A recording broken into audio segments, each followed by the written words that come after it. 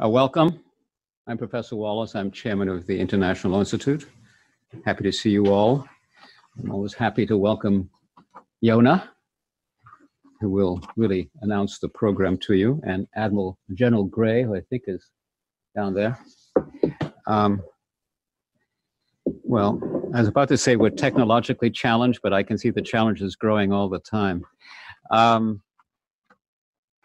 We have to speak from here, so that, for example, if you have questions, I'll ask Yona to repeat them.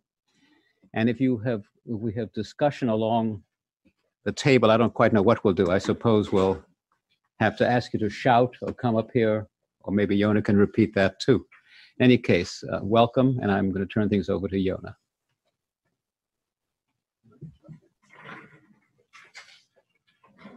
Thank you very much, Don, for your introduction and for your support of our academic work. When you spoke about some of the difficulties that facing us in terms of this issue of speakers and all that, I'm reminded of the famous saying of King Solomon that said, "Nothing is new under the sun except technology, if it works." So let's cross our fingers, but what's really important is the substance. I would like to call your attention again to the program that was distributed and the speakers' bios.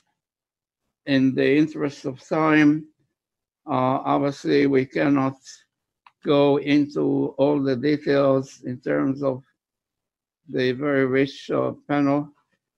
I would like to simply refer you to the program. I think also we're supposed to have it on the screen. At any rate, I think we do have a very rich, I think, program and panelists.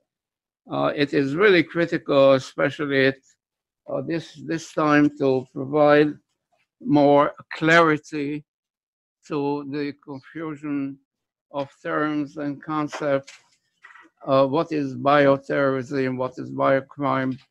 What is the security of health or health security, and so on. So I think our panelists will cover some of these issues and the changing nature of bio threat. In fact, at this time, as I'm sure most of you know, we mark the 100th anniversary of the epidemic, influenza epidemic, 1918-1919, according to the statistics that are offered, between 50 to 100 million people died. And in fact, I'm told by some members of my family that one member of family on my mother's side died during that time. So we look at the past and the lessons, and of course, we also recall some of the incidents in history that we have to follow. So, in other words, we have a very rich panel that I think would deal with many topics related to the terrorism and the security or health security in general. And I won't go into all the details except to mention that we're trying to focus on the global dimension of health and what does it mean, and what are some of the recommendations of our very distinguished panel. So let me first introduce formally the panel. Dr. Rita Caldwell, right here, who is going to be the first presenter.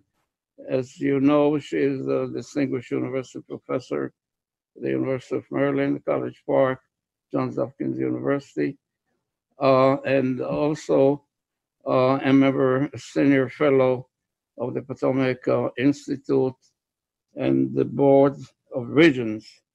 So welcome again, and she contributed, of course, a great deal to our work over many years. The next speaker is going to be Dr. Larry Kerr, who is Director of Epidemics and Emerging Threats, the Office of Global Affairs, U.S. Department of Health and Human Services, and he contributed a great deal to our work. And I think you will find his presentation dealing not only with theories, but with practical issues.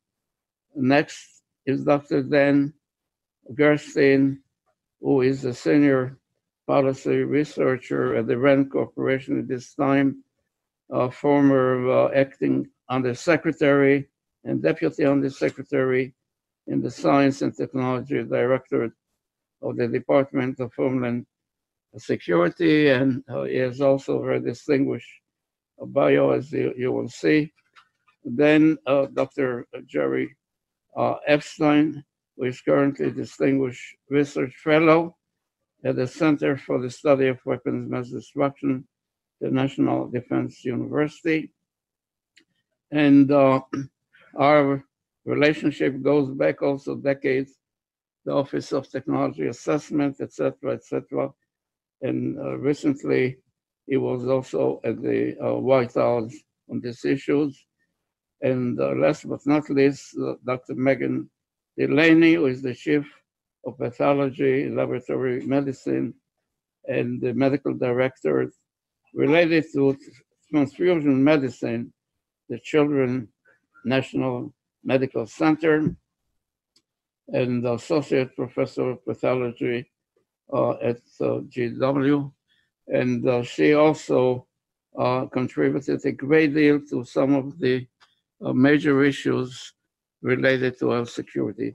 So let us begin. Each speaker will have about 10 minutes for initial presentation, and then we're going to follow up with Q&A. So Dr. Caldwell, please, just will make sure the technology works. So we have an expert right there. Very good. Okay. Thank you, Yona.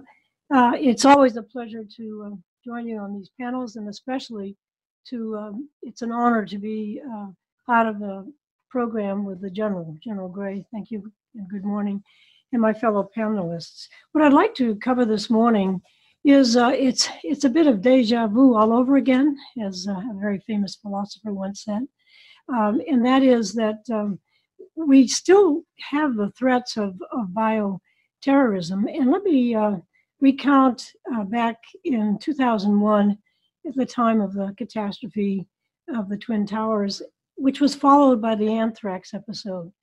At the time, I was the director of the National Science Foundation, and we decided, Tony Fauci and I, that we really needed to track down the perpetrator, and we were going to have to use genomics.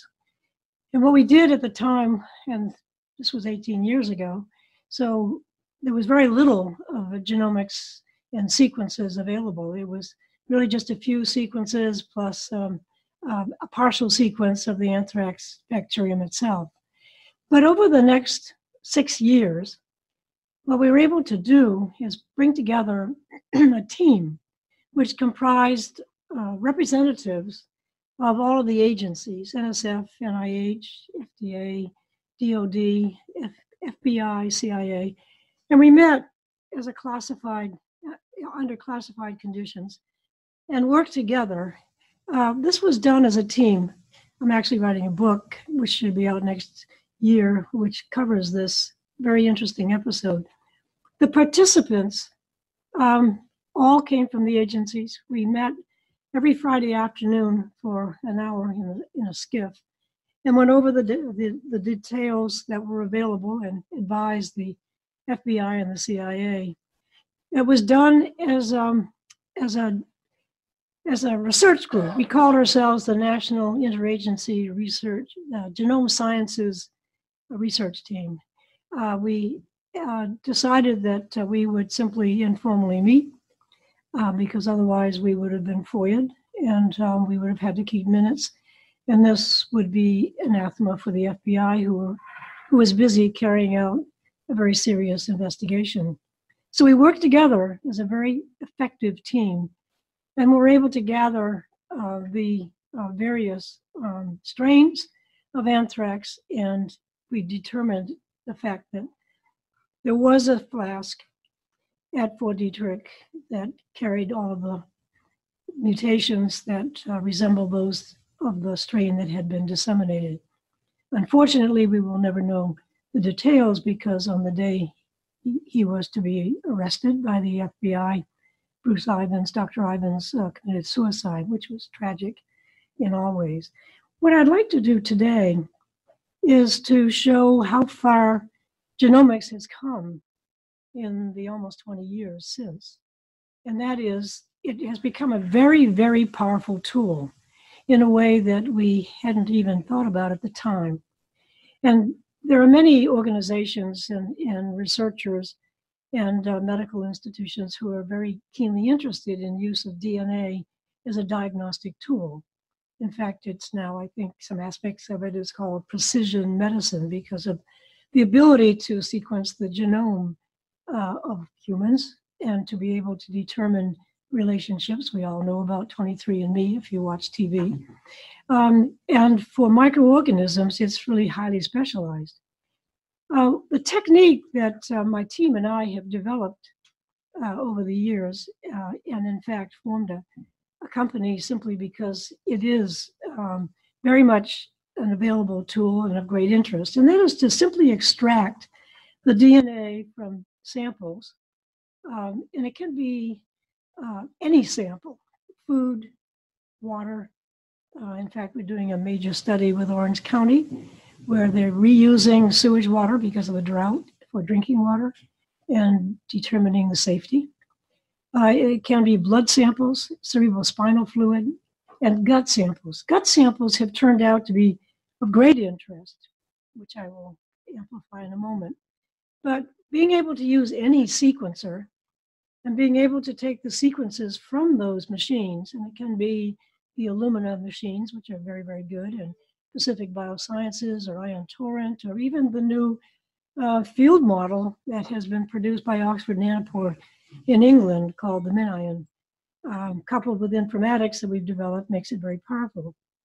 We match up those fragments with a very extensive database that we've developed over the last 10 years with 160,000 very highly curated genomes. And that allows us to identify the microorganisms and all of the microorganisms, bacteria, viruses, fungus, and parasites. And then further, we can characterize those isolates because we're able to determine genes that code for pathogenicity traits, metabolic traits, or for antibiotic resistance. So this is a very, very powerful tool that allows a characterization of microorganisms and can be used for forensics in a very powerful way. Now, just to show that this is accurate and very well tested and not simply an experimental tool, we're now able to use because of the fact that we have this very, very large database that's highly curated. And the identification is not by names or taxonomy, but by creating a phylogenetic tree, the evolutionary tree, and then being able to identify microorganisms. It's highly precise. But we can identify, as I say, everything that is microbial.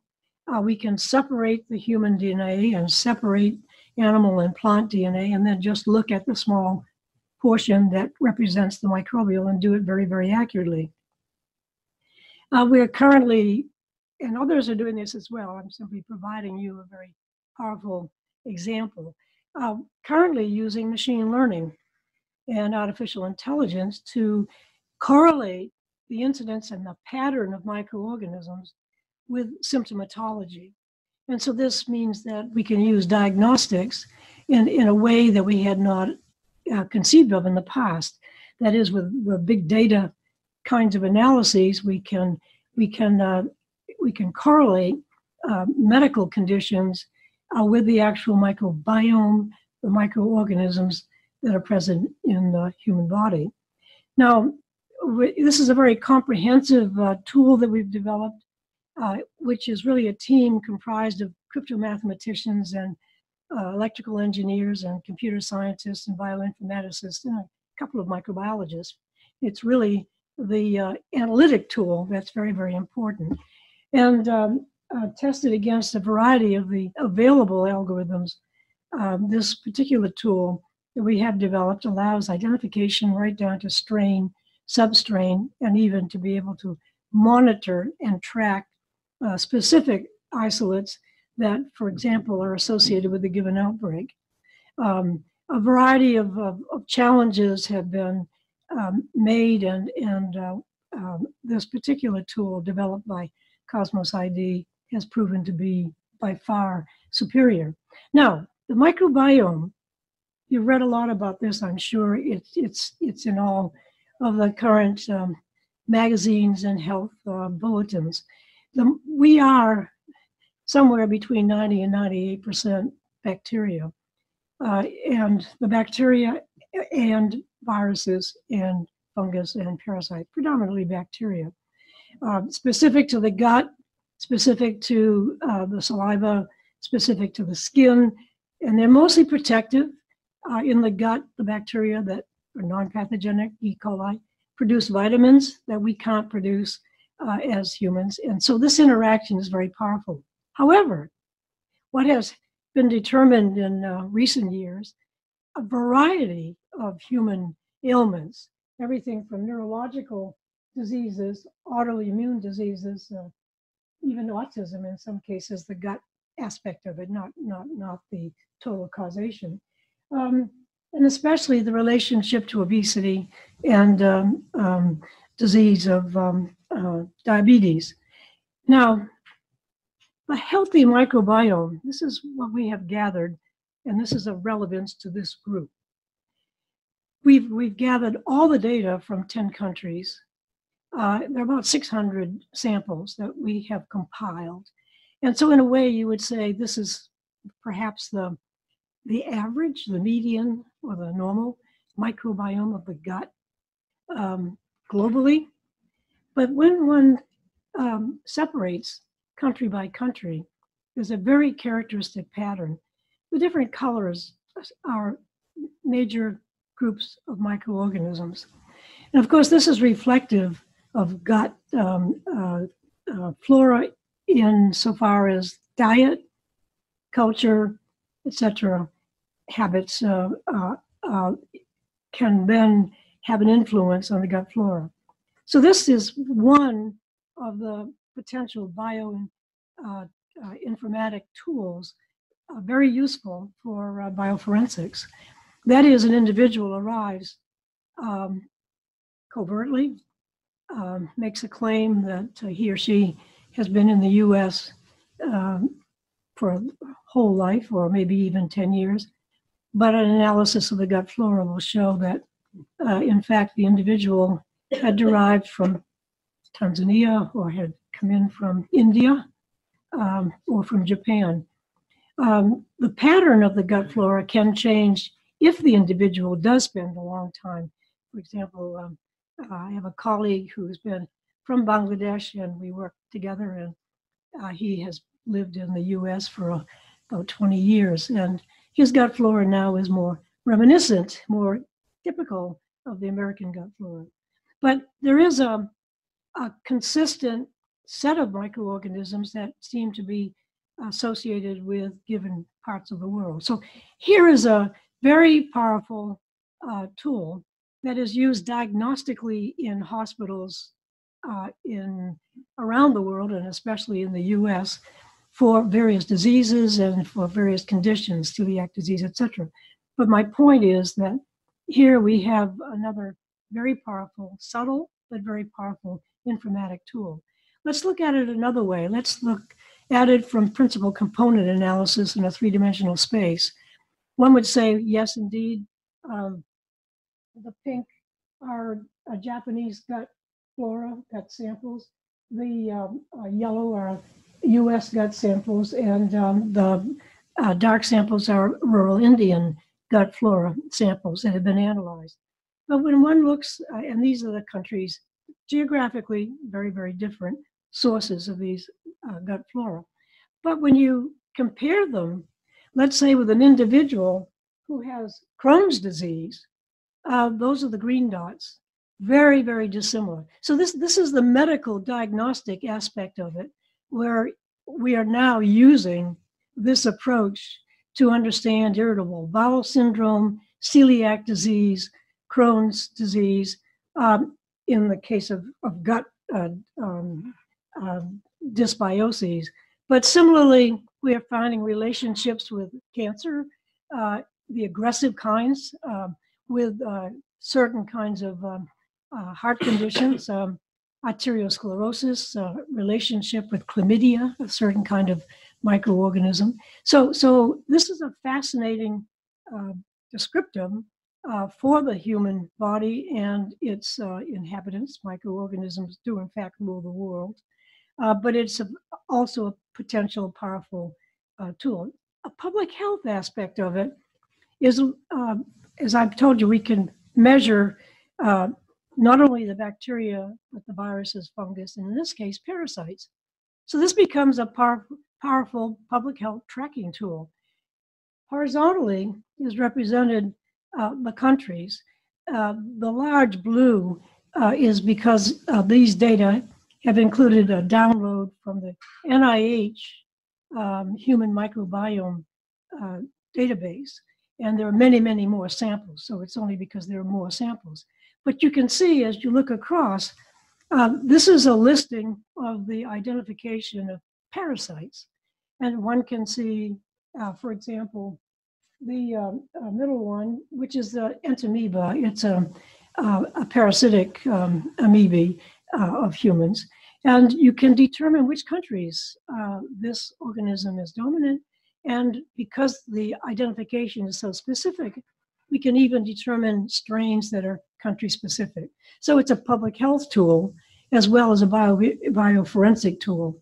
So this is the world as we now have it 20 years later. My message then for this morning is that the attention should be paid to the bioforensic potential, but also to the bioterrorism potential. That is, I'm not going into this morning's discussion, it's more esoteric.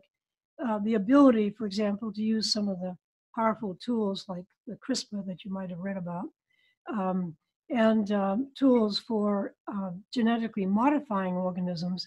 But with this kind of informatics, we can determine when an organism has been engineered by virtue of the genes that have been inserted, let's say from one kind of, one strain of a different bacterium into, let's say, the toxin production of Clostridium botulinum introduced into E. coli.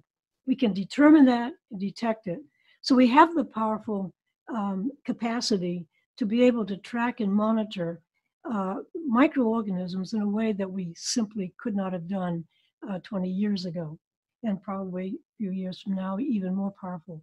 But I would like, I think the message to be this morning that we have made advances, but we now should find a way to incorporate these tools into understanding, determining, and preventing bioterrorism actions. So I look forward to the discussion, and I thank you very much for the opportunity to very briefly introduce to you and talk with you about this wonderful, strange, and sometimes terrifying world of molecular genetics. Thank you.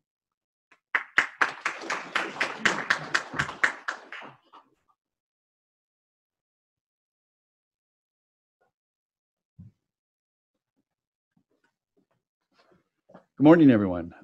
I'd very much like to thank Professor Wallace, Professor Alexander, General Gray, and to the Center for Terrorism Studies for the opportunity to be with you. distinguished panelists, members. Sorry. I thought I would start by answering very basically the question that was posed to the panel members, which was, is the international community prepared to identify, prevent, counter, and respond to future biological threats either by Mother Nature or man-made?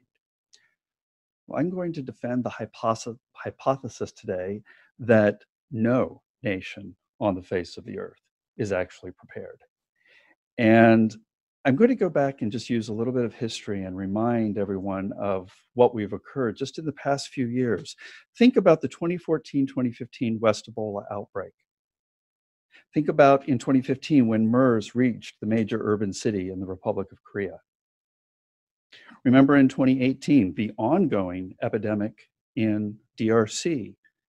Unprecedented security situations are absolutely impeding the public health response. And God forbid, if our predictions are right, this epidemic will not be over before even 2020 of next year and could surpass the Ebola epidemic of the West African, where 28,000 people were infected and 11,000 dead. Ongoing outbreak of Lassa in Nigeria.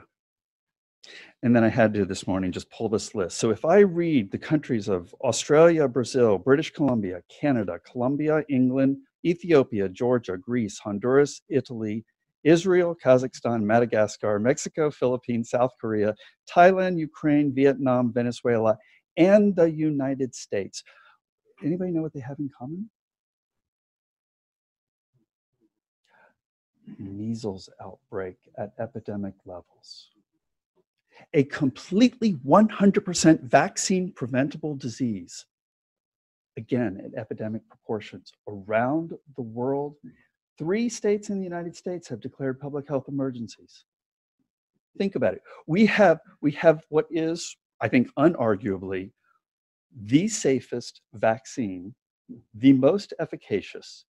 To date, somewhere our best guess would be over 15 billion people have been vaccinated with the MMR since 1968 when it came into licensure. And we are still having outbreaks. In 2000, we eliminated measles in the United States. And here we are with 3 states declaring public health emergencies. And finally, I would be derelict in my duty since pandemic influenza is one of the portfolios my team works on, that I have to remind people of the infectious disease that we deem with the greatest threat to cause a pandemic around the world of greatest severity. Just to scare you even more, there are 9 influenza strains right now that we are following very closely that have already been deemed of pandemic potential. You've probably heard of H5N1 that still maintains around a 60% fatality rate. H7N9 in China that still maintains around a 40% fatality rate. And several others that on the scale would place as just as great a threat to our security should they acquire sustained human-to-human transmission. So I promise for the rest of the time, I'm not going to be as doom and gloom. I think it's important to recognize these outbreaks, but also to take that out of these adverse conditions, we must recognize the lessons learned, the resilience that comes from them, the planning efforts, take those forward into our current efforts. And I'd actually like to talk about 3 major themes, if you will, when it comes to thinking about how we prepare for both naturally occurring as well as intentional biological incidents. The first that I'll put forward is that preparedness planning is critical.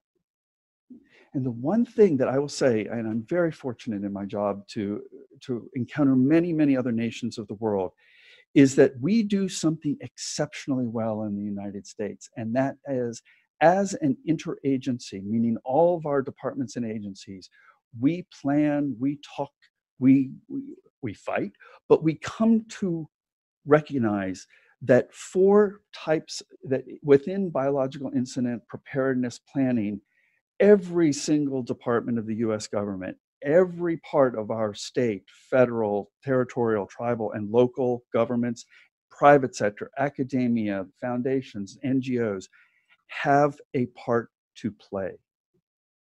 The example that I often share with international partners, because it is so, they often find it just such an incredible phenomenon that every single Wednesday we sit at the White House reporting on what we are doing on influenza. Let me give you an example. In the past year, has anybody heard about the antiviral shortages in the United States? Has anyone read about the vaccine shortages? It's something of a trick question. In the past 2 years, you probably haven't. And that's because of things that go on behind the scenes, where in any given part of the state, if there's the recognition that they're going from what we call green to yellow, in other words, the increase of influenza-like illness is occurring, federally, we work with our partners and can ship antivirals to places that are going to become red zones before it happens. We're able to ship when a county or a local health department is saying that they are going low on vaccines. We can ship vaccines to those areas. So in the past 2 years, that actually hasn't happened. That does not occur in any place else in the world.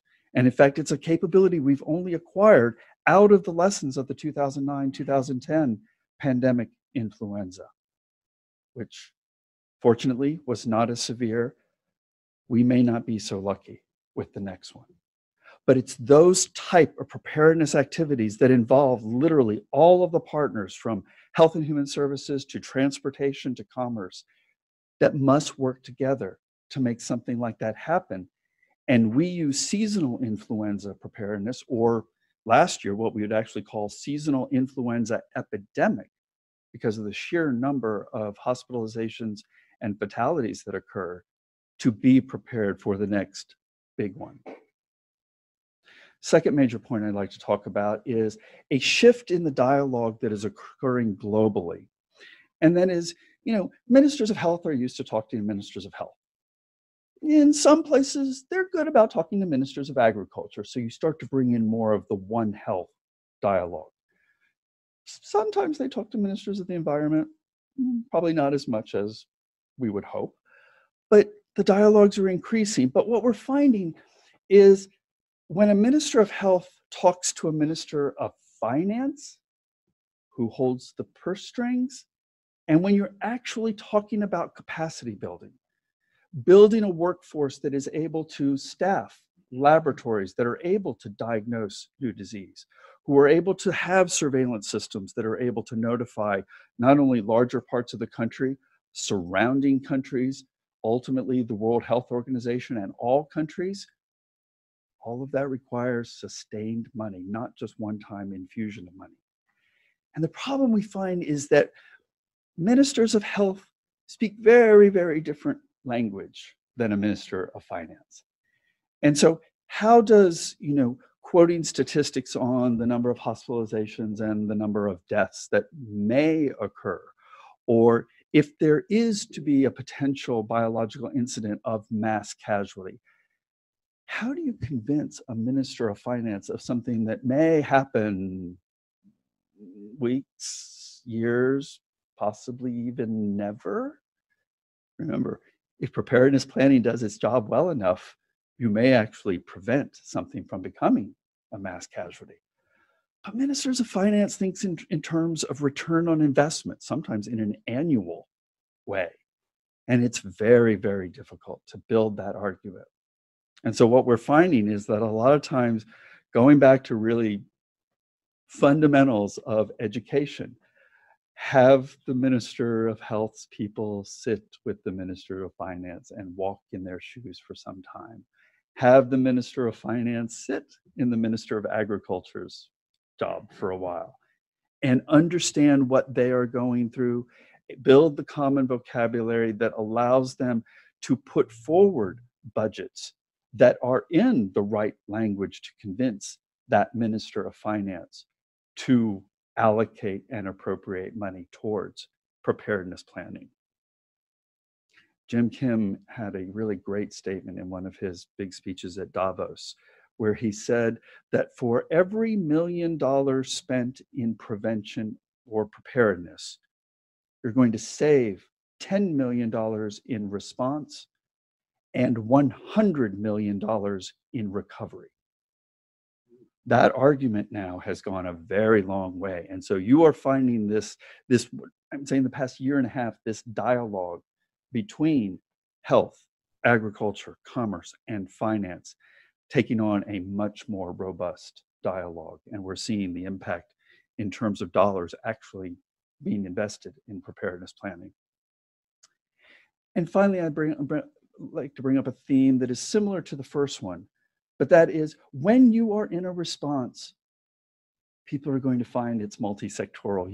You've all heard the adage that when something happens and you're in the middle of the crisis is not when you want to be exchanging business cards. That is so very true.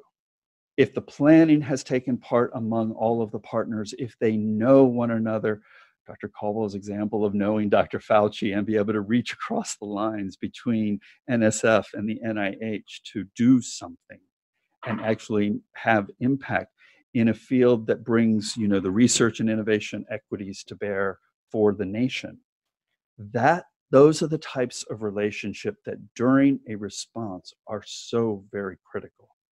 So as part of planning, we always advocate for testing and exercise so that the people get to know one another.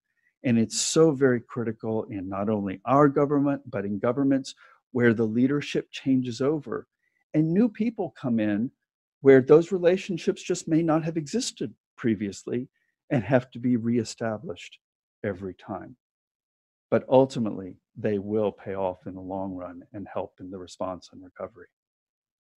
So with that, I will conclude my remarks and I look forward to the next speakers and thank you for this opportunity.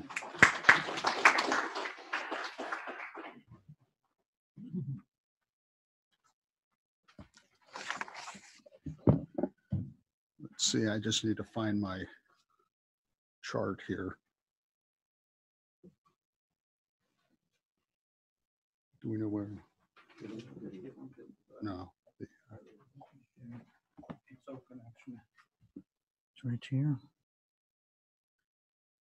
And this is the one. Perfect. Mm. Can we put it up on the... Yeah. Good.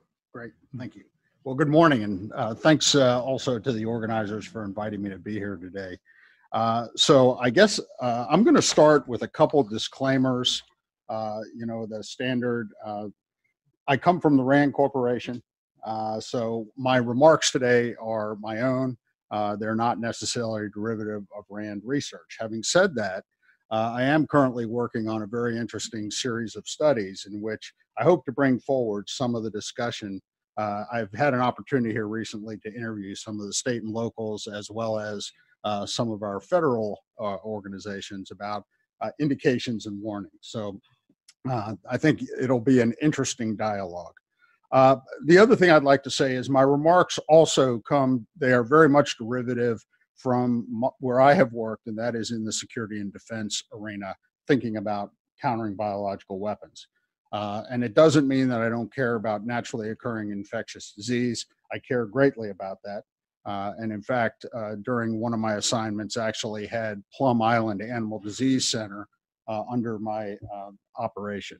And also the NBAC, which looks at the other side, which is about countering terrorism, doing threat awareness, and the forensics that is so necessary for prosecuting cases. So with that as sort of my disclaimer, let me begin by way of an introduction. I'd like to use this chart to give you kind of a nutshell of where I come from on this space. So if you go to the very top of the chart, you'll see a line up there that talks about state-sponsored biological warfare. And, in broad strokes, without going into any classified information, just sort of historically based, what we see is that over the course of history, some 20 to 25 nations have had some level of program. And that's very difficult to get your arms around because some of them, such as the Soviet Union and the United States, actually had fairly modest or to large stockpiles. whereas others may have just been in the discovery phase, doing research and development, perhaps doing a bit of stockpiling, perhaps not weaponization, which is marrying up the pathogen with a delivery means. But today, when we look at the state of play, we see a very different outcome. And again, no classified here, but just in rough terms, we're talking some 5 or so states that we have questions about what their activities are. If you go to the next line on this chart, I'm going to talk a little bit about bioterror. And, you know, there have been some 100 or so bioterror incidents since about 1900. Those are approximate numbers. But when you sort of peel those back, most of them are not particularly well organized. They didn't have a very significant effect.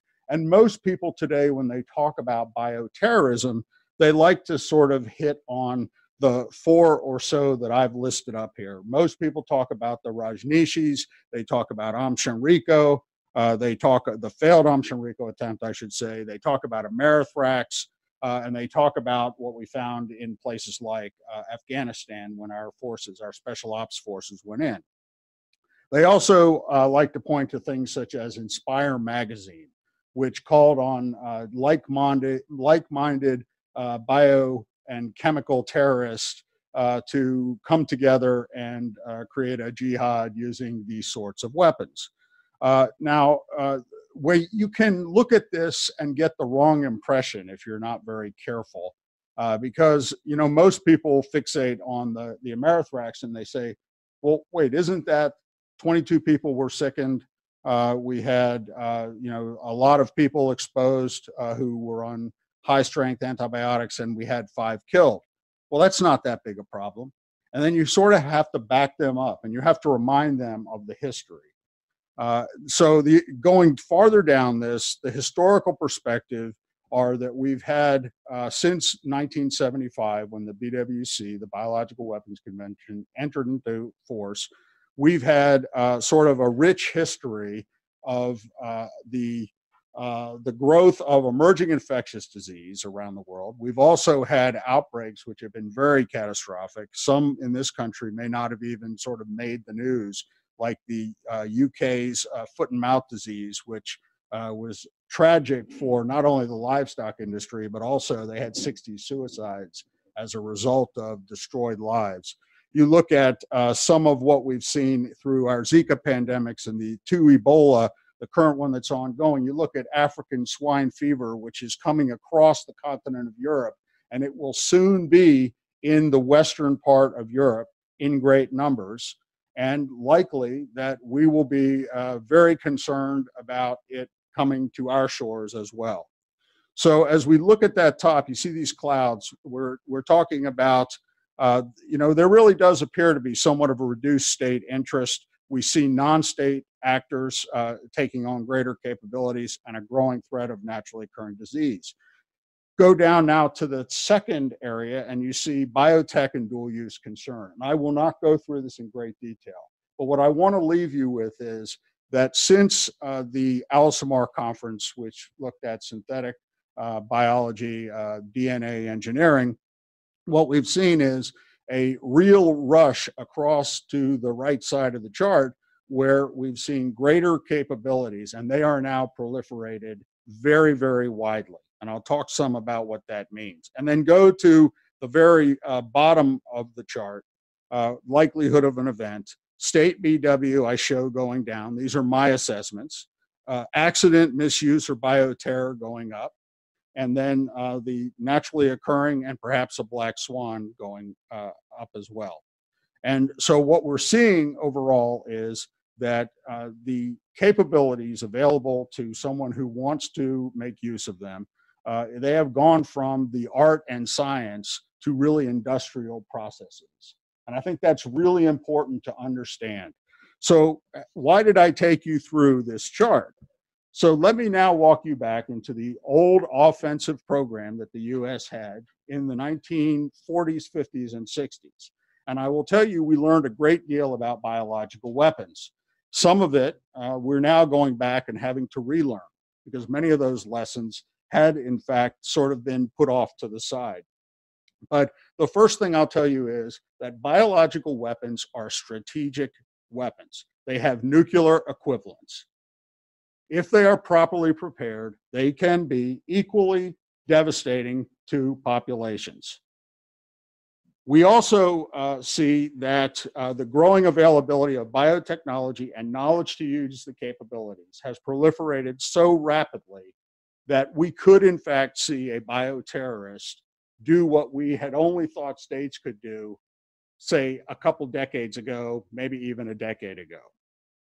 When we look at the types of disease that could occur by a properly prepared, through a properly prepared biological weapon, a couple things come to mind.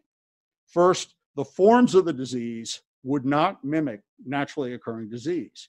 So therefore, when you ask somebody, tularemia, what's the incubation? And they say, oh, it's 2 to 21 days. Well, that's true if it's a naturally occurring. But if it is something that is a aerosol deployment, you could actually have symptoms occur in hours to within a day. And some of those who would receive an overwhelming dose would not be responsive to any sort of antibiotic. Even supportive care would do very little for those who received an overwhelming dose. Those in the primary aerosol are the ones I'm really talking about. So at the same time that we're thinking about this, it's important to understand that the toxin programs that were part of the history have also not gone away. And people, including states, are thinking about, could you use toxins in a way such as to cause disease, death, assassinations, special operations forces.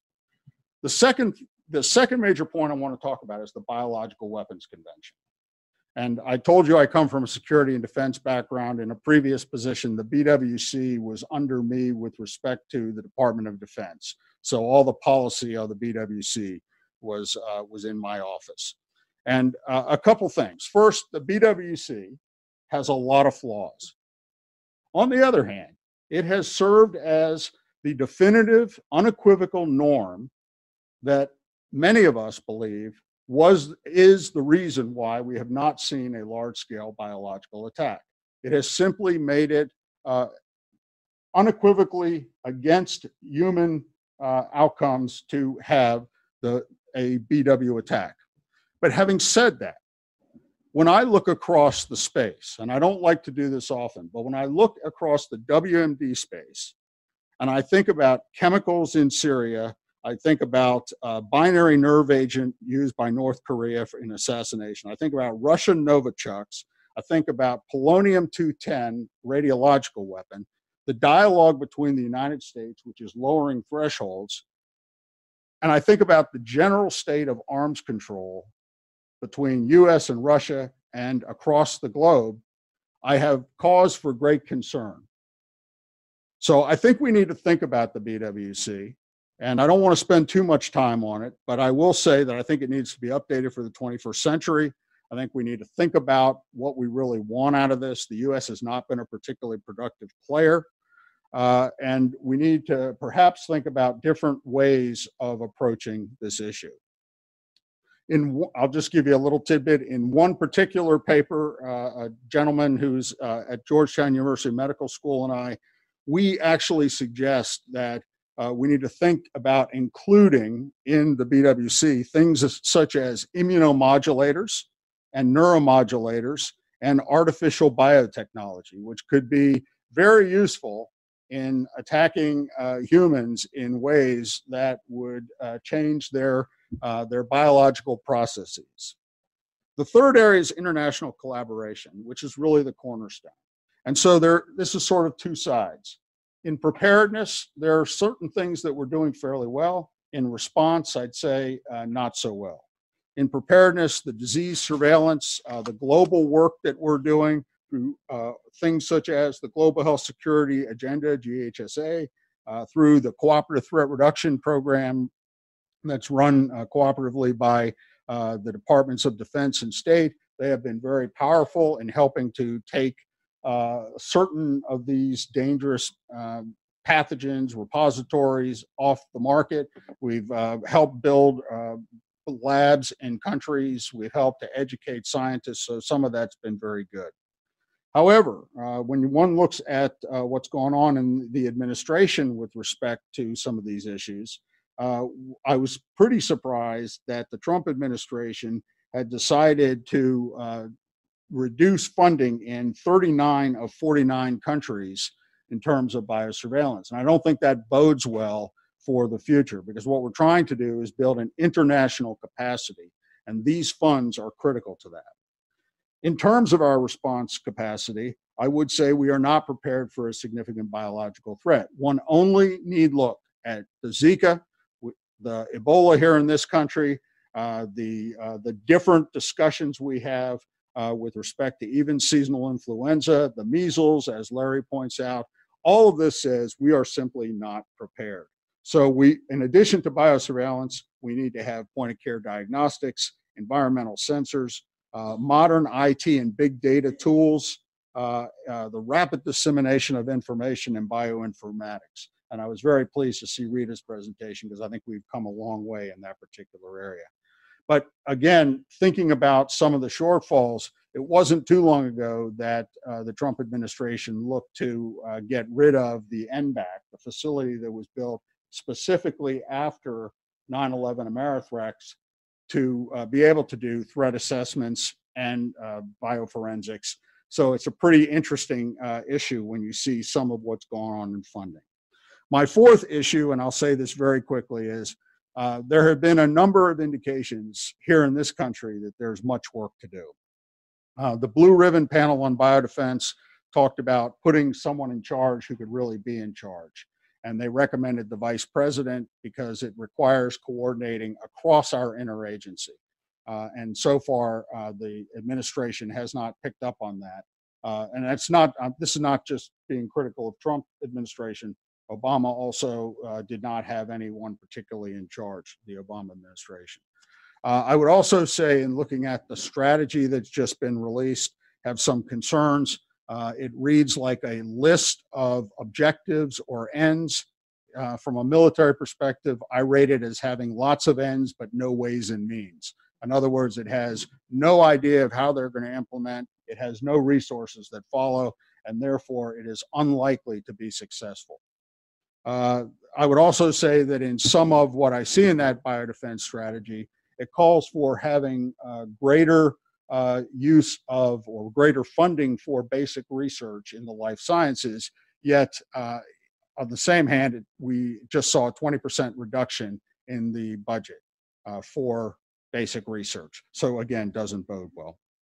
So I guess I would just conclude by saying I see some peaks of light coming out where, you know, it's good that there's a strategy. It's good that there's international or national and international collaboration, as Larry talks about, but there's a long way to go for us to be prepared for a major biological attack. I will stop there, apologize for going over a little, and I look forward to your questions. Thank you.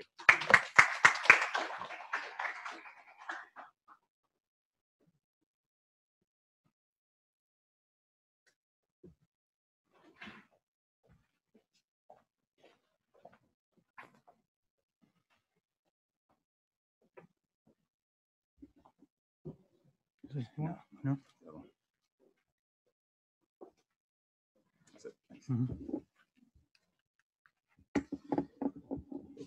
All right, let me echo all the previous thanks and all the previous disclaimers and just get onto the talk. I wanted to talk about the typical United States reaction to being asked to talk about international perspectives, which is all, let me tell you about the United States. But I really do think this is a relevant point. Dr. Gerstein did mention the National Biodefense Strategy that was issued last year. And I'll talk a little bit about how that is thoroughly interleaved with international recognition and touch points. It's not an add-on, it's not a separate section, and I'll say a little bit about that. As Dan pointed out, though, implementing all the goals and objectives of the strategy is going to depend on the overall funding environment and the immediacy of purely domestic needs when there's a choice between building an international capability, which we recognize is important, and doing something more urgent or more immediate domestically. There's always going to have to be attention for resources there. the National Biodefense Strategy is fully consistent with and gives impetus to the prior global health security agenda, which again is a recognition that even if you're solely interested in protecting the United States, one has to reach out globally to do that. And not that that is our only goal, but one can't protect the United States without having a forward presence. I'm going to talk a little bit about what I see as the world community's approach towards the deliberate threat, which I think has changed and has gone under a fair amount of flux, but I think is converging to a recognition that this is a significant problem.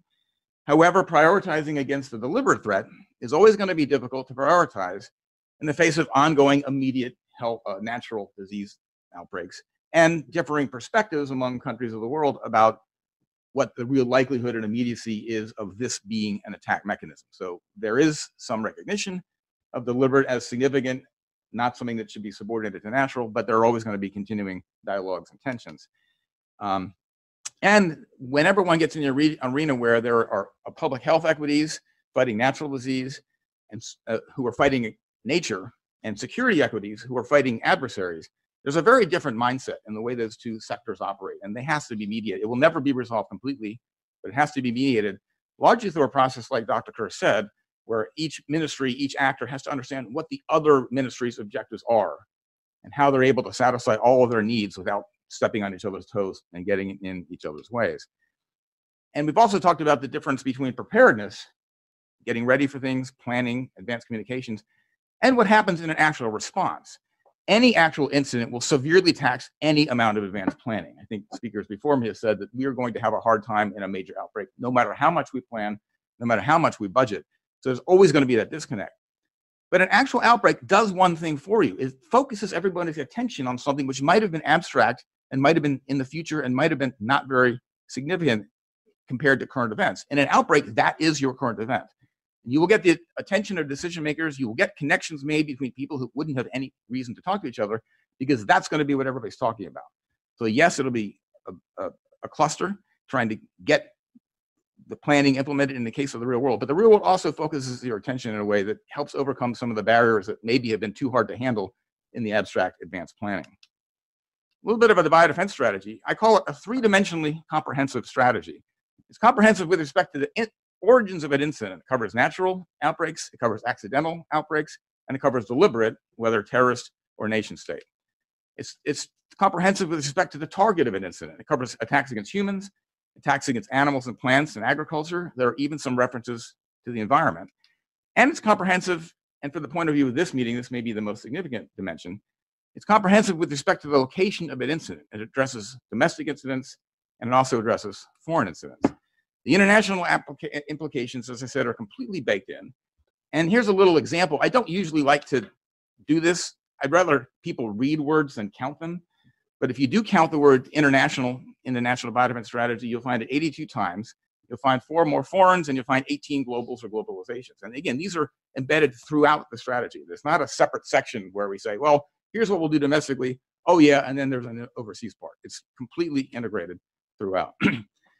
And at bottom line, it recognizes that while the desired outcomes at home and abroad are the same, the conditions and avenues available to achieve these outcomes can be very different. And this is really important. Any country will pay more weight to the health and welfare of its own citizens than to the rest of the world. It can't not do that. Its citizens are its primary responsibility. Now, one, again, has to recognize that the health and disease control anywhere in the world can affect one's own citizens. So in order to do your domestic job, one has to have an outward-looking forward presence. But no country is going to pay as much attention to the rest of the world as it does to its own citizens. There will always be differences in how these strategies are applied and implemented, even though the bottom line goals and objectives and outcomes are the same. The NBS, again, if you ask what are the international dimensions of the National Biodefense Strategy, I'd say it means at least 4 different things with respect to bioterrorism, even considering something that ends up only taking effect here. One is that it recognizes the science and technology base, the industrial base, and the supply chains that have to do with the underlying ability to produce a biological incident are thoroughly global. So one can't wall off any one country and pretend that technology doesn't exist elsewhere. And this is a technology of a form that's impossible to control. It's not centralized, it's not nation state directed, it's low barriers of entry, it's for public health reasons, it has to be available to everybody. So the technology base is thoroughly global. A domestic attack can be conducted by a group which is based overseas. So one has to have some ability to reach internationally in terms of one's prevention and detection efforts. Even an overseas attack can have domestic consequences. People move, infected goods can move. So a disease can never be assured of being internationally, overseas only. One has to always anticipate there may be ways that that overseas event can end up being a domestic event. We saw that to some extent with the Ebola outbreak in 2014. And finally, even overseas disease outbreaks for which the disease itself does not enter the United States can have indirect domestic consequences through disruptions to travel and shipping and trade.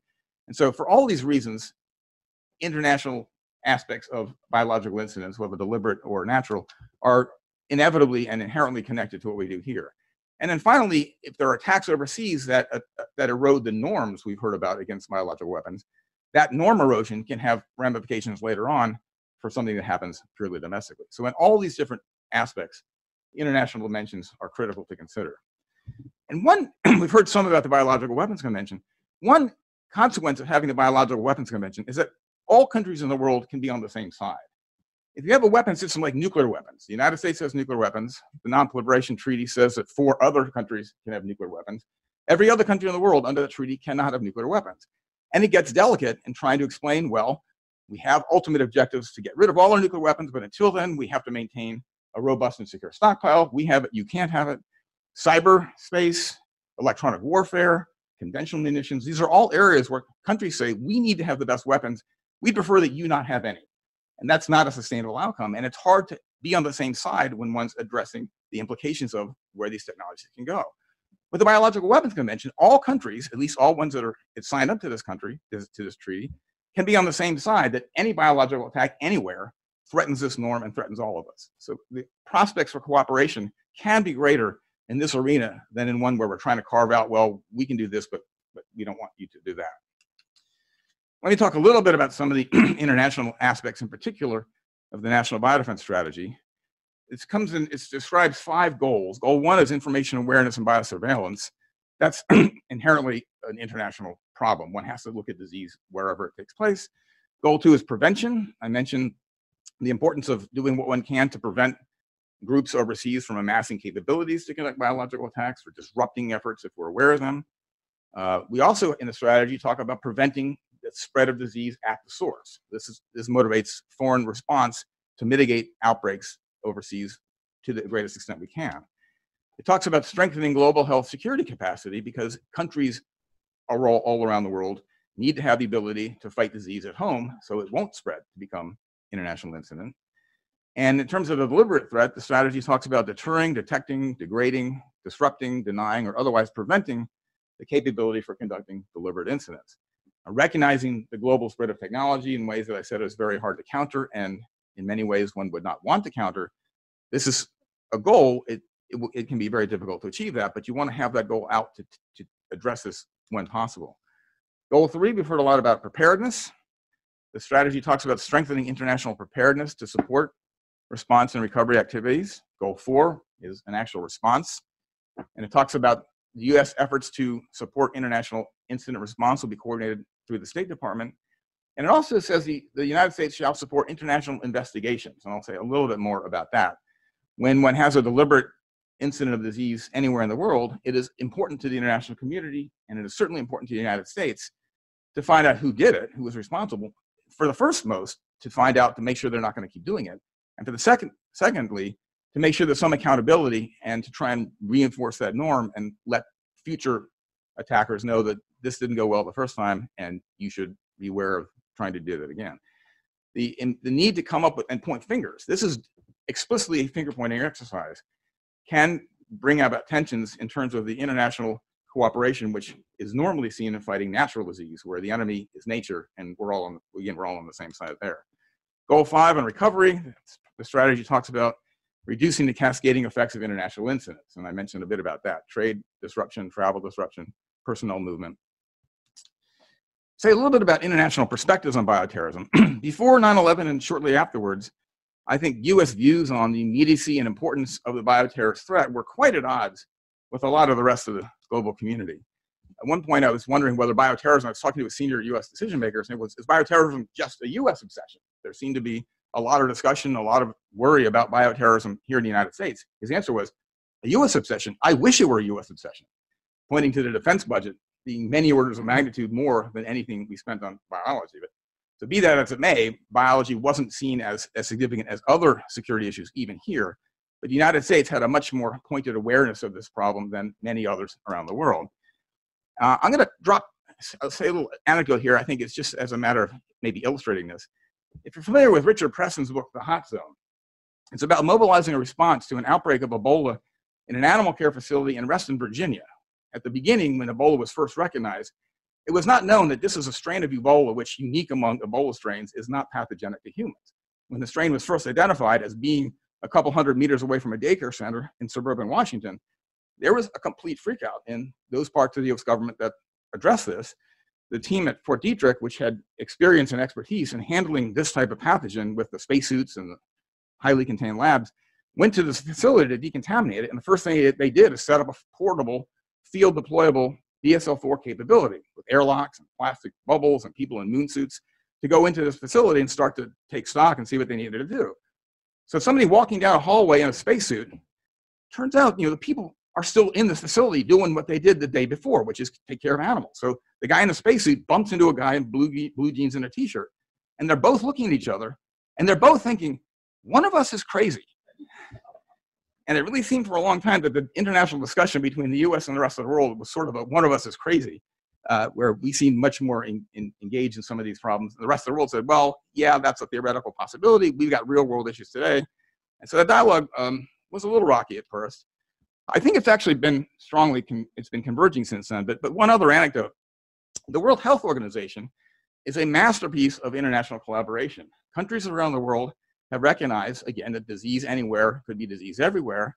The only way to combat that is to put political differences completely aside, to give people international passports, not worry about the fact that there's a citizen of a country coming into another country I would never allow under their national passport, but the WHO says they need to be here. We will attack this disease together. And one of the things that makes that degree of collaboration possible is that the WHO wanted to have nothing to do with deliberate outbreaks, in particular investigations. The WHO said it is not their job to say this country might have attacked that country, because that's going to completely disrupt the type of collaboration that one needs to have. The WHO has to do what it does because countries have to say, we just aren't going to fight those usual political battles here. And there's really nothing more political than pointing a finger at one member of the international community saying, you have broken an international norm and attacked another country. WHO just did not want to be in that job. And so in a 2005 international meeting, they were making this point so clearly and so effectively that somebody finally had to raise their hand and say, okay, wait a minute. Are you, WHO official, are you telling me that if there's a deliberate attack somewhere in the world, you won't respond? And WHO said, no, of course we're going to respond. But I thought it was really indicative that they had been spending so much energy backpedaling away from a deliberate response that the question was even asked in the first place. Today, the WHO is much more, it recognizes that, yes, deliberate events are among the health threats that they need to address. And there are programs in the WHO that have explicitly addressed parts of that problem. Even in the United States, our own perspectives have evolved. The H5N1 influenza outbreaks that we saw in the middle of the 2000s kind of supplanted 9/11 as driving a lot of US health policy. We started turning towards natural epidemics as being much more significant as well. We didn't drop the deliberate problem, but we remembered the natural problem was still there. At the same time, greater saliency abroad was given to deliberate risks. India might be a case in point. India, for a long time, in discussions where one worried about the deliberate use of biology as a weapon, would say, have you looked at our health problem? We have a massive ongoing natural disease problem. We can't be bothered with these hypothetical things you all are telling us about. We've got millions of people dying of preventable disease all the time. By 2008, when I was taking a visit to India with a project on global threat reduction, we talked to people in the Indian Home Office and the Indian Ministry of Defense who were quite seized with the issue of a deliberate attack. So even in a country with a massive natural disease burden, government officials in the security sector were saying, hey, we need to pay attention to this as well. And as I had said, the WHO has become much more engaged, recognizing they still have to preserve their ability to have political neutrality when they combat epidemics. There is some work going on deliberate epidemics in terms of guidance that might be used. The WHO has been a forum for global communication and the dual-use research of concern issue, where advances in science and technology can create capabilities that others can misuse for harm. WHO has convened with, again, granted with external funding, but the WHO has been a useful convener to bring countries together and address that. So they are very much aware that a disease outbreak can be caused by a deliberate attack. It is something that they will have to worry about. And they have to, they still have to manage their relationships and their political accesses, and they still don't want to be ultimately in charge of making an attribution decision. But I would say they're much more engaged in the prospect of a deliberate attack than they had been earlier. I want to say a few words again about the Global Health Security Agenda rolled out in 2014. It's a widespread agreement among nations to prevent, detect, and respond to infectious disease threats, whether naturally occurring, deliberate, or accidental. And I think I really don't want to downplay the importance of having at first 30 countries and now 65 countries all agree to those three sources of a disease in the same sentence, in the same program. They don't individually necessarily put equal attention on all of those three, but they all have signed up to a program that says we encompass all of these. And I think, again, this is indicative of the evolution of views internationally that the deliberate threat is certainly a possibility. It certainly has to be considered. And the relationships between what one does in a deliberate event and natural events have to be considered and may actually even have some synergies.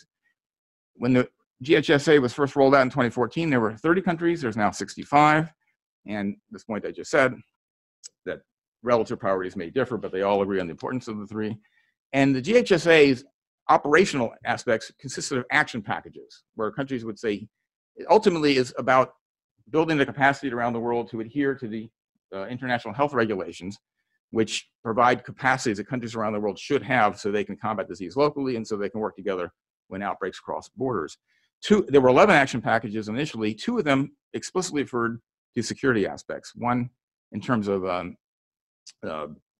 biosafety and biosecurity, how one can minimize the deliberate use of research or technology, and one in terms of response with multisectoral linkages between the security community and the health community. As I said, the World Health Organization still has sensitivities about the investigation role, but I think they're involved to a much greater extent.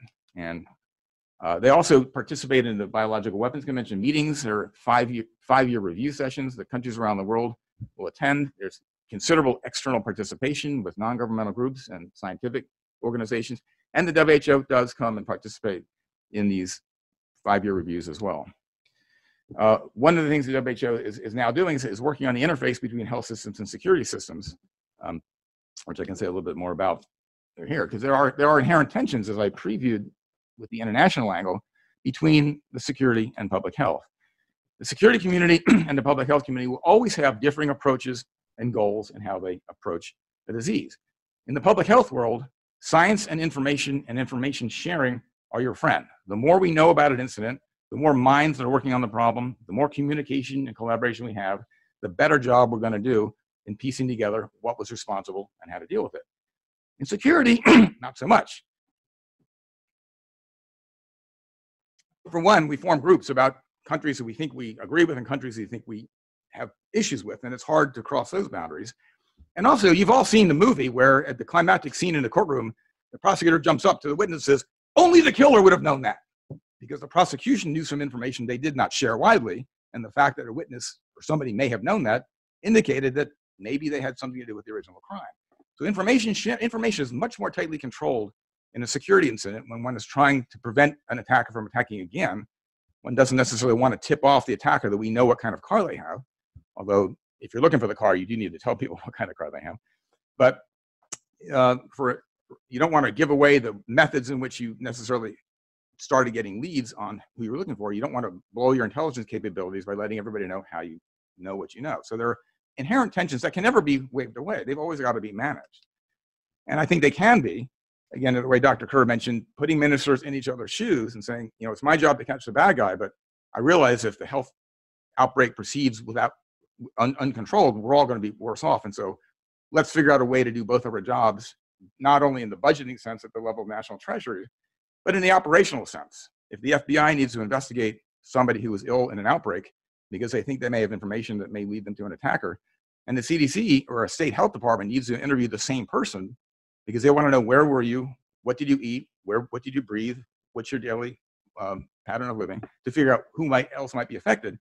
They know that they both need to talk to the same people, and they know that if one person doesn't recognize the other person's goals, they'll get in a way that'll ruin the investigation for the other side. So they have actually jointly worked out a process for law enforcement called CrimEpi, criminal and epidemiological investigation simultaneously. And again, at the international level, the same type of understanding is important. It's going to require ongoing attention because these are never easy. They've always got to be one always needs to have care and feeding of this type of relationship. So thank you for your time, and I'll be happy to take on questions.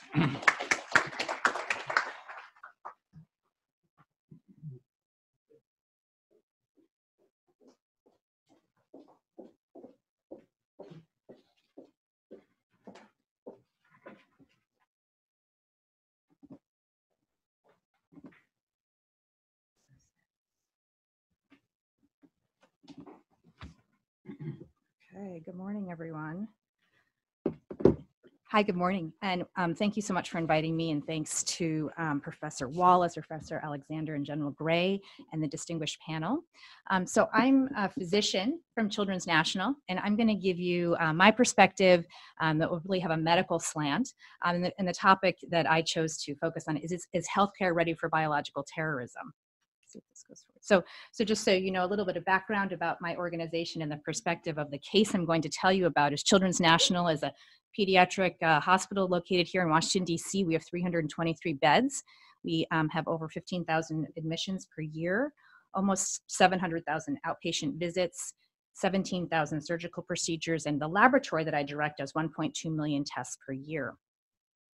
The number we're very proud of is in U.S. News and World Report, we were named number 5 pediatric hospital in the country.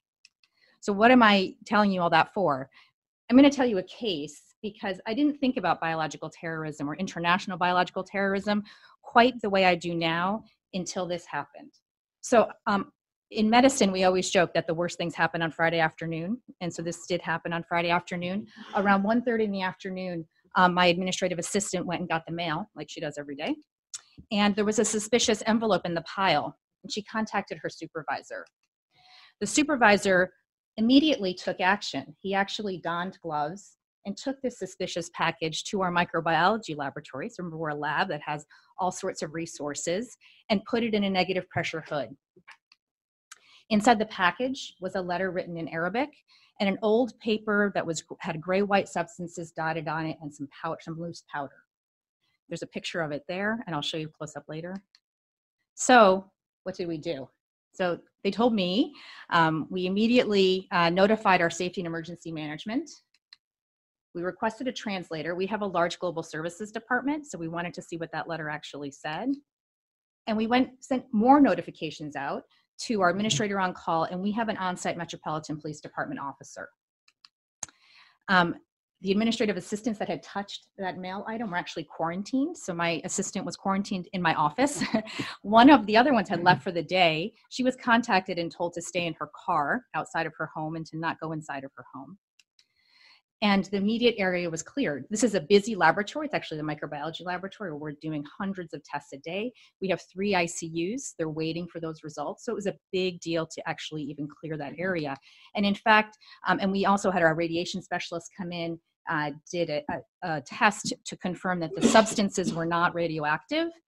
And then the MPD officer turned to me and said, Dr. Delaney, can you evacuate your entire laboratory? How would you continue patient testing if we have to evacuate this entire laboratory? And I looked at him with raised eyebrows, and I'll come back to that. So by 1600, we had retested that hood to make sure, is it really at the level of essentially a BSL 2 to 3 that we're sure that it's going the way that we think it is. Now it's QC'd every 6 months, but we wanted to make sure because we were not sure what was sitting in our hood right now. We stood up our command center. We told legal, hospital leadership, and public relations. And outside agencies were notified. And so the sirens started coming and they started to respond. We have thousands of people that work at our campus, and so actually a whole email went out, which I thought was interesting, because as the sirens start pulling up right in front of the hospital, we have thousands of patients a day. Remember, 3,000 outpatient visits a day. This email went out. You may notice some unusual activity on Michigan Avenue this afternoon. Please be aware that there currently is a situation that has been contained. Out of an abundance of caution, we have contacted authorities and are working collaboratively with them to make sure the situation is safely and quickly addressed in accordance with our policies. You write that? Our COO wrote it, but I helped. Yeah. What? Oh, yeah, yeah. I mean, it's quite a thing when you work at a hospital to have like all these emergency vehicles show up. We have vast numbers of public. We have very scared parents with their sick children in our hospital. So when that kind of thing happens, it's a big deal for a healthcare facility, any facility, but particularly what we do every day. So by 1715, these are real pictures, by the way, of the laboratory. The MPD bomb squad was on site and DC Hazmat was on site. They investigated the package. They didn't tell me, so I'm a laboratory doctor. I wanted to know what they did. They didn't tell me, and they also reviewed the translation. And by 6:09, the MPD battalion chief reported to our command center that the testing was clear and we could dispose of this in the biological waste. So I bring this to you. I think this is real, and it really brings home that biological and international terrorism really can happen to us here in our hospitals in the United States. It was very interesting that letter was sent to us. So what we actually call this, we have a whole list of codes, as any healthcare facility does. Code blue is like when you're pumping on someone's chest, right? Because they have a cardiac arrest. Code white is actually a suspicious package. We have this training in our for our staff. And so what did we debrief from this? What went well and what went right? I'll be interested to hear your perspective on what you think went well and what might not have. We were troubled that this came through the U.S. Post Office. It wasn't stopped, because when you look at what a suspicious package is supposed to look, what those signs are, this package hit all of them. It said Medical Center Director, which is me, and it was spelled wrong. It wasn't directly addressed to me. It didn't have my name. It certainly came from, had multiple pieces of postage. America was spelled wrong. It didn't have a return address. There was all the bells and whistles of this being a suspicious package. So we did contact the U.S. Post Office. We contacted the FBI. We let Homeland Security know. We also retrained our own mailroom. And then I had to think a lot about evacuation, right? As the director of the lab, how am I going to keep taking care of all these patients under our care if I had to evacuate our laboratory? What was it, by the way? So you would tell us? We don't know. The letter translation, they wouldn't tell me, right? I'm a diagnostician. I wanted to know. The letter translation was interesting in that it appears that it was someone trying to send us a herbal remedy that they had concocted, which cured everything from pediatric disease. So that, they sent it to the National Children's Hospital. We have that name, and then it also said it cured fertility problems as well. So. So it was really kind of quite a learning experience, or if you will, a real drill. So thinking about hospitals as a resource in a bioterrorism event, and this is, for me as a physician leader in a hospital, so we want to think about, we are a sentinel, that we want our emergency room physicians to be recognizing patterns, as well as our microbiologists in particular. We also escalate, so we are direct mainlined into the departments of health. In fact, in Washington, D.C., we report to 3 departments of health because of our the patient catchment area that we have. We diagnose. That's the job of the laboratory, is also radiology and other parts of the facility. But we can also characterize pathogens. And especially, as Dr. Caldwell said, the laboratories have become, the diagnostic labs in hospitals, we are very sophisticated. We can do a lot of genetic testing just in the lab. In fact, we can turn around molecular testing of more common viral disease in like an hour or 2 now.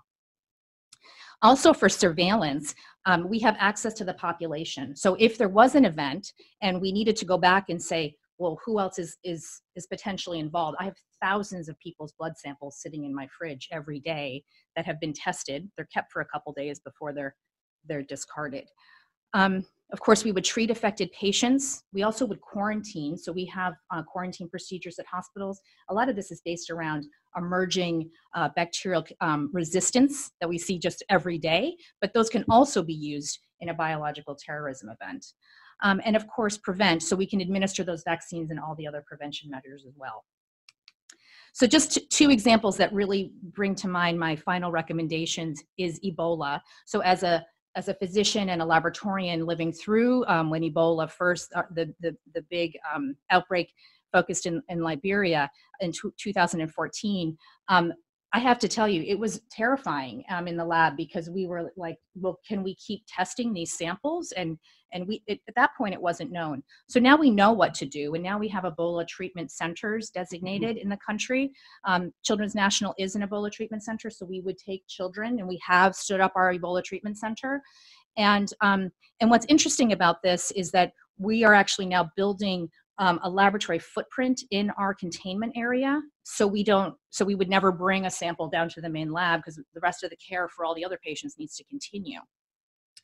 The reason I put business continuity planning is that at the administrative level in my hospital, we are actually looking at this. So Ebola Treatment Center is sort of very focused, but BCP, what that really means is that if you've got to shut down, how are you going to keep it going?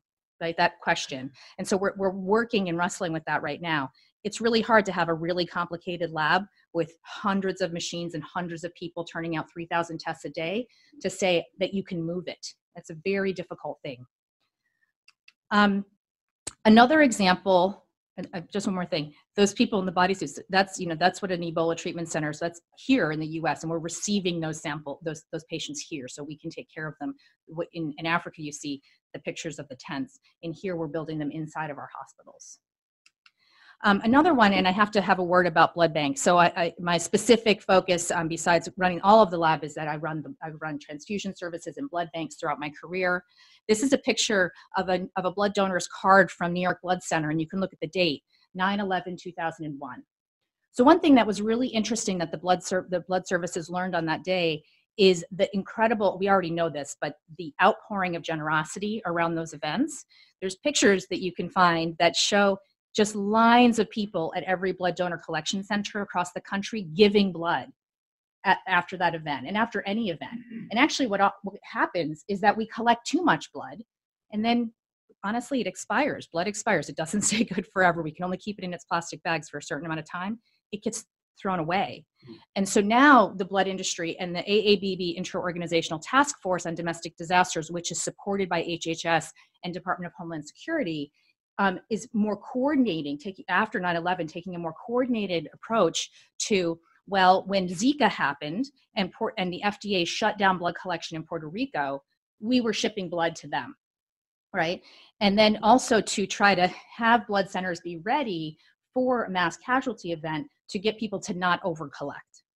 So I will also say internationally, the blood bank is a really important part. It's also the sentinel. It is a transmission source. So we transmit West Nile virus, and we can transmit Chagas, we can transmit anything through the blood. So it's very important that it serves that sentinel, but also this approach that we have to be quite conservative with our blood supply. If you look at sub-Saharan Africa though, which is, I work there in blood transfusion, it's quite a bit different. People there die for lack of blood. We take our blood supply for granted here in the United States.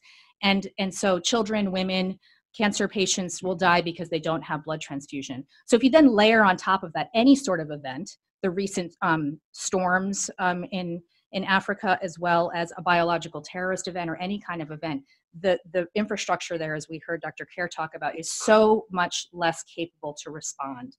And I think that more and more to try to get those ministers of health talking together is a really good way, because by having their infrastructure stronger, they would be more ready to respond. And it also would take care of the patients better on a day-to-day basis. So my last slide is here. These are just some of my recommendations. I think that our contingency plans for our US-based health facilities should be really based in pre-existing base positions that we already take, which is we plan for disaster and we plan for pandemic. We have an Ebola treatment plan now for the country, and we continue to strengthen those. I think that the laboratories are this key component. I have some bias, but I think hopefully I've convinced you of that. Staff training is important, and then this ability to treat and also to move operations. I think that it's important also for those networks to be stronger so we can help areas when they can't function to function for them. So that's all. Thank you very much. You know, you didn't mention sort of public relations. You know, we hear so much bad news in the world. That's what newspapers do. My daughter runs one of those things.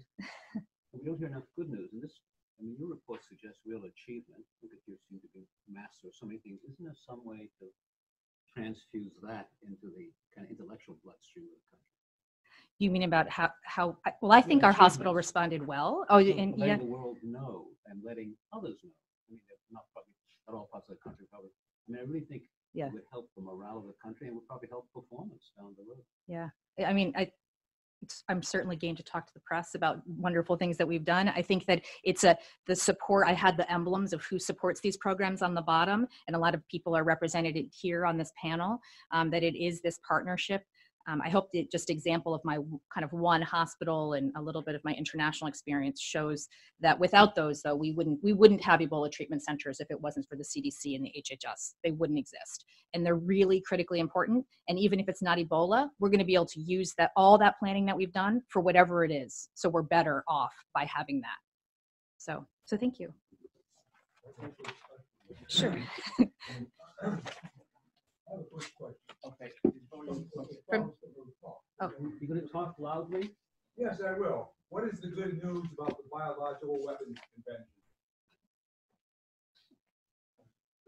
Yes, some good news. The good news is it's an unequivocal norm, and we haven't seen large-scale use. We do know, for example, that the Soviet Union and then Russia after had cheated and had a very large stockpile. But I think the most important thing is that this critical convention is apparently been successful. Just a tidbit. If you look at the entire U.S. economy, and you have to torture the number a bit: farm to table, public health, medical, biotechnology. It accounts for over 20% of the entire U.S. economy. So it's not inconsequential. And one of the things that I often find when I talk with medical doctors, I talk with people in hospitals, I find that even those who are military docs have very little understanding or exposure to the BWC. It's not something that most medical schools have much more than, say, an hour or two on this convention. So it's kind of an interesting, how important it is to our overall country and to our survival, but yet it's not something that many people are well aware of. On the other hand, the recent Supreme Court, the ludicrous bond case, some prosecutor, federal prosecutor in Alabama or somewhere, was a woman who put something on a doorknob in order to try to kill her husband, and they prosecuted her for the violation of biological weapons. It's just an odd. I'm a law professor, and I guess law schools are very energetic places. We use anything we can.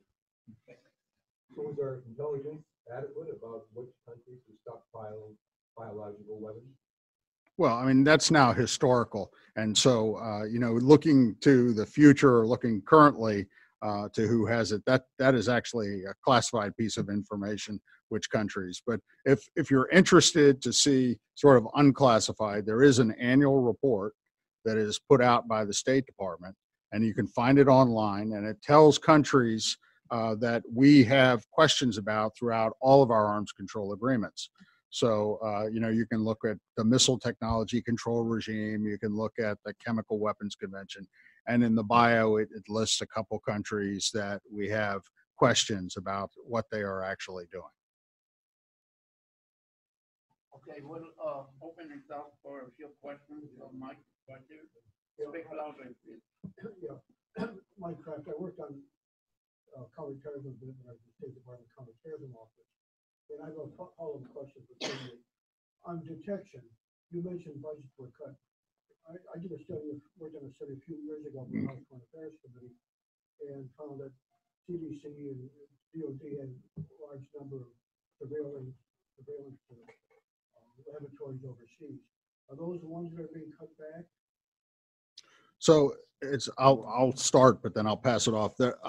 We have programs where we go in through non-Luger cooperative threat reduction or the CDC, but we starburst out into various international countries around the world, and we help with everything from mobile diagnostic teams. If there's a strange event that occurs, a biological outbreak of some sort, we'll send a team in there to try to assist And so those have been very important. When we talk about, you know, the 39 of the 49, those were sort of these large engagement teams within countries. Some of them are helping build laboratories, some are doing collaborative research, some are helping with biosurveillance. In one country, Georgia, we fielded a biosurveillance system, which was actually, for a time, better than what we had in many of the states in our country. Just to clarify, these are the programs that have been cut back? They were scheduled for reduction. Where the budget is now, I can't comment. Okay, related question on protection. At a similar conference years ago, there was some discussion about the difficulties in detecting a bioagent because the symptoms are masked. I mean, I'm a layman, but I understand that there's talk about requiring ER doctors before being certified, but they would get some training in detecting bioagents. And that happened. And I remember when my son was doing his residency, I asked him, oh, if they get a suspicious case, what do they do? And he said, well, they go on the CDC website. But what happens if that website is blocked? Are there any backup websites or somebody can plug into, especially in ER? But what's the status of the training, especially for ER doctors? So I'm not an ER doctor and I don't know. I think that I do know, though, that they are planned for everything. I mean, we have patient care plans for everything from snake bite to car accident. So it's all there, but I'll tell you, I don't know how detailed, and then I also can't say how much simulation or experience. Simulation is moving more into healthcare, where they specifically simulate problem issues like potentially like this, like an Ebola patient they would do. Now, the laboratory plays a huge role. If we see, and also every hospital has an infection control office or an epidemiologist of some sort. And so they're constantly looking. A lot of what we're focused on is microbial resistance, but we pick these up. You know, we had when we have a potential measles case, I mean, an email always is in my box about it. So there are mechanisms that are built to do that. Could they miss the first case? Sure. I mean, you know, but I think when you start to see a pattern that it would be picked up. So, but on this first case, it's really interesting. Yeah.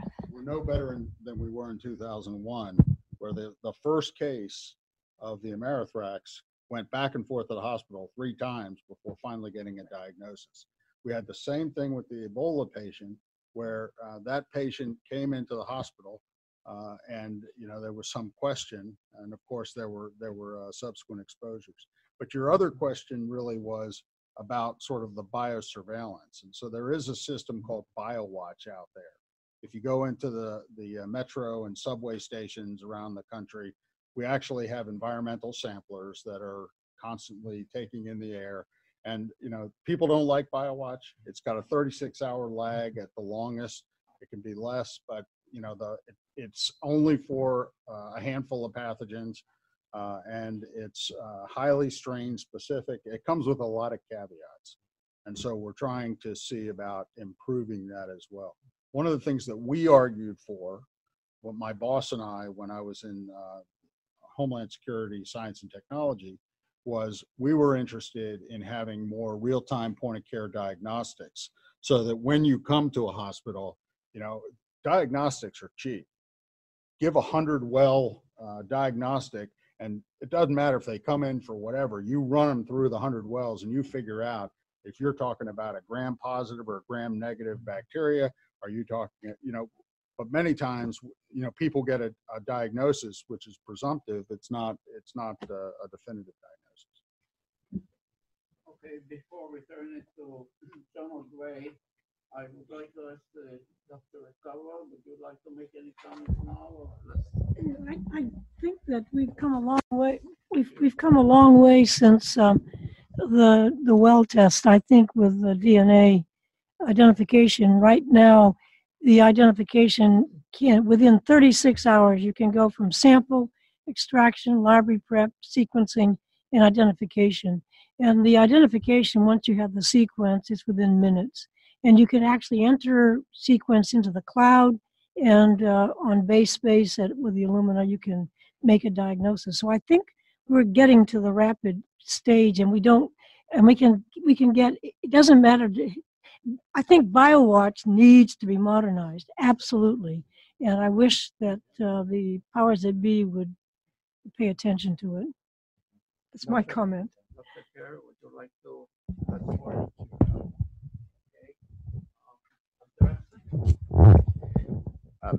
I'll follow up with you on the funding offline. That's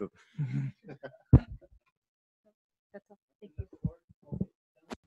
Yeah, I want to start by thanking, I think this is one of the greatest panels that we've ever had, and I've sat in on a great many of them, so thank you all very much.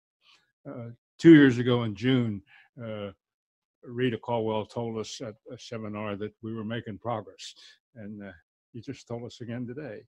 And it's obvious that we are making progress, but as some of my colleagues have mentioned earlier, we've got a long way to go.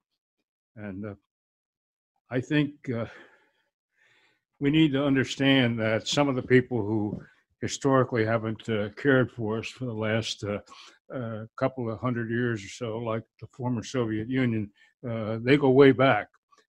Actually, when Yeltsin in 1992 came out and said that we do have a biological program, he said that we started in 1946.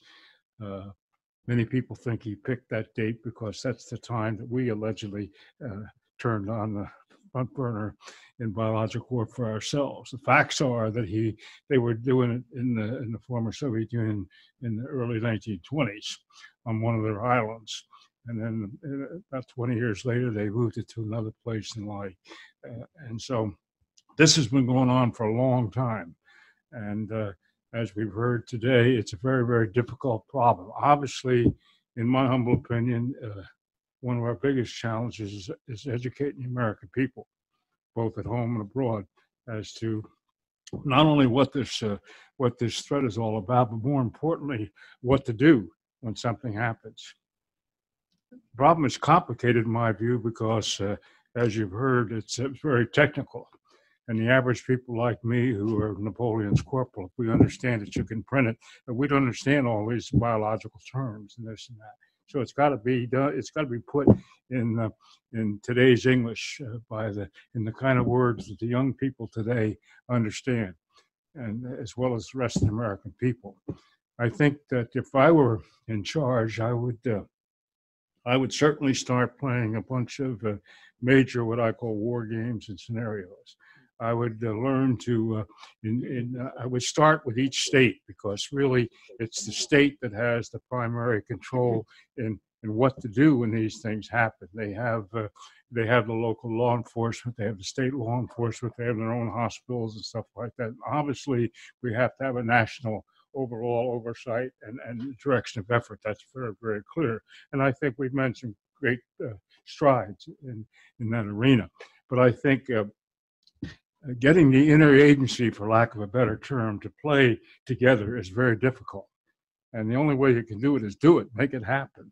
And we should have these war games where not just the experts play, but the principals play, so that the people in charge of the different departments and places like that are involved, are engaged. That's the way you make things happen. I remember the first major war game I played as a member of the Joint Chiefs Staff in 1987.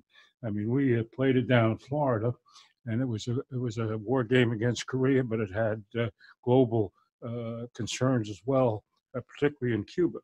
And but we had Senator Sam Nunn, the former head of the the Senate Armed Services Committee. He was playing the role of the president. Senator Tower was there, and we had, that was the first team down there playing. And that's what you have to do. I think that if we're going to, and I'm very pleased to hear about what the hospitals are already doing, but are they doing that in every state? And are they doing it with some degree of consistency? And we have the same standards and all that kind of thing? The answer, of course, is no, and that's one of the objectives that would come out of these war games, these scenarios, playing the what-if game and that type of thing. But again, as we've heard, we're making progress, and we have a long way to go. And certainly, thank you very much. It was a great, I thought, a great panel. Let's do it again.